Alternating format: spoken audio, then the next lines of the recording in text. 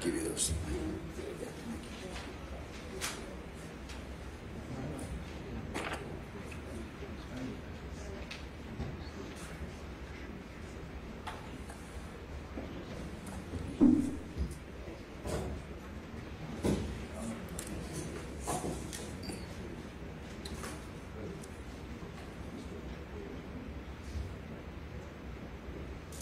All right, folks, before I go ahead and get started, whatever the decision is today, this is a forum, a public forum, where all are welcome. However, if you feel that you cannot govern your behavior or have acceptable conduct, please, you can exit the courtroom and nobody will be the wiser. If you make any outbursts or statements or anything that the law enforcement professionals in this courtroom deem to be inappropriate, you will be removed from the courtroom and maybe subject to other actions. So I just tell you that up front because my deputies are charged with the responsibility of good order and discipline. So whatever my decision is, like it or not, I'll give you an explanation for it, but outbursts were not acceptable, okay? All right.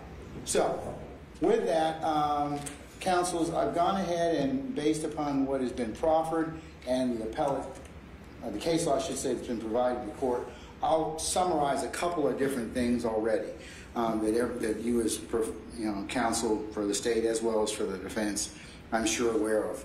I'm looking at Coleman versus the state, and that's already been cited. That's 361 Georgia Appeals 901, and I'll quote from that decision, which is.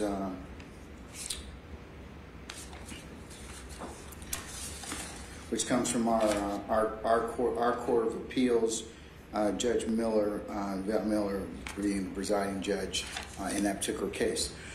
Excessive bail is prohibited by the Georgia Constitution, Article 1, Section 1, Paragraph 17, and the 8th Amendment to the United States Constitution. And for the 8th Amendment analysis, as you all are aware, that 8th Amendment violation would be excessive bail or no bail, or fixing an amount that is excessive under the circumstances. When fixing, for the purposes of the 8th Amendment, the excessive bail is defined as bail set at an amount higher than the amount reasonably calculated to ensure the presence of the defendant. When fixing bail in Georgia, trial judge's foremost consideration is the probability the accused, if freed, will appear at trial. And then the court in Coleman goes on to quote that lesser factors or lesser extent or considerations are the accused's ability to pay, the seriousness of the offense, the accused's character and reputation. I have heard a lot of evidence today about those particular factors in regards to Mr. Williams and his ability to pay and the seriousness of the offenses and his character and reputation as presented by Mr. Steele, Ms. Hornsby, as well as Mr. Adams. So I have considered those particular issues. Now also Coleman goes on to say that a defendant who seeks release on bail has the burden of showing roots in the community. The defendant does not pose a significant risk of fleeing, threatening the community, committing another crime, or intimidating witnesses. And along with this particular case, the court also has considered the seminal case of Ayala versus the state at 262 Georgia 704. And Ayala gives us the framework in Georgia for the purpose of a pretrial bond is to prevent punishment before conviction and secure the appearance of a person for trial, quoting Roberts versus the state, 32 Georgia Appeals 339. And it goes on to say that a trial court may release a person on bail if the court finds the following. So I have to look at the first thing that Coleman directs me to look at is consideration of whether or not the is the foremost consideration is, will he, if free, appear at trial? And then the lesser factors, and these are: a court may release a person on bail if the court finds, 1, poses no significant risk of fleeing from the jurisdiction or failing to appear in the court when required; 2, poses no significant threat or danger to any person, to the community, or property in the community; 3, poses no significant risk of committing any felony pending trial; and poses no significant risk of intimidating witnesses or otherwise obstructing the administration of justice.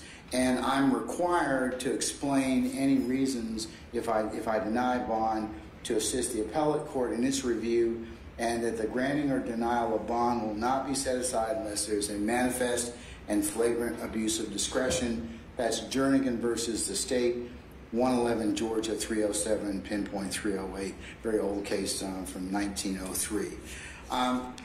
Now, in regards to considering bond for Mr. Williams, I have considered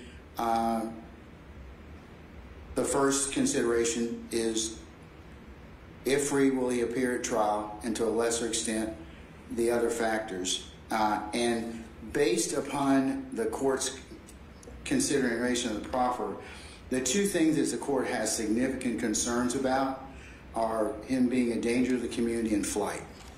And I'll state for the purposes of the record and purposes of my decision that I realize that Mr. Williams is presumed innocent. I realize that he has the presumption of innocence stays with him until the state, by sufficient evidence, is able to prove to a jury's satisfaction beyond a reasonable doubt, I should say, that he is guilty of the offense or offenses charged.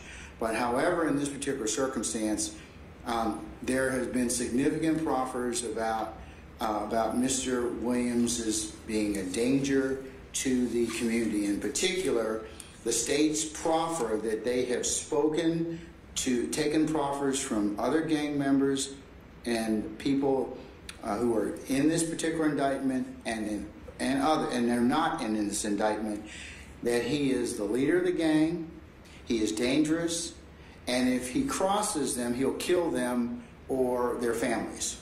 And the predicate or the review of the state,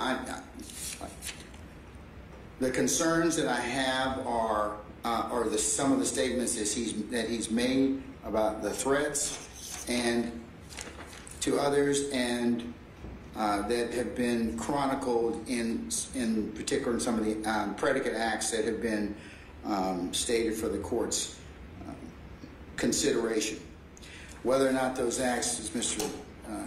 Adams has pointed out, because they have to be proven at trial, is a discussion for another day. But at this point in time, in the aggregate, those particular discussions, in particular, the proffer from the people that the state has talked to already, the group chat that from 2015 starting, anybody goes into a courtroom and tells God honest truth, they'll be fucking killed, pardon me for the language, and this threat is still being talked about. So that is of a concern to the court in regards to the danger to or threats to persons in the community.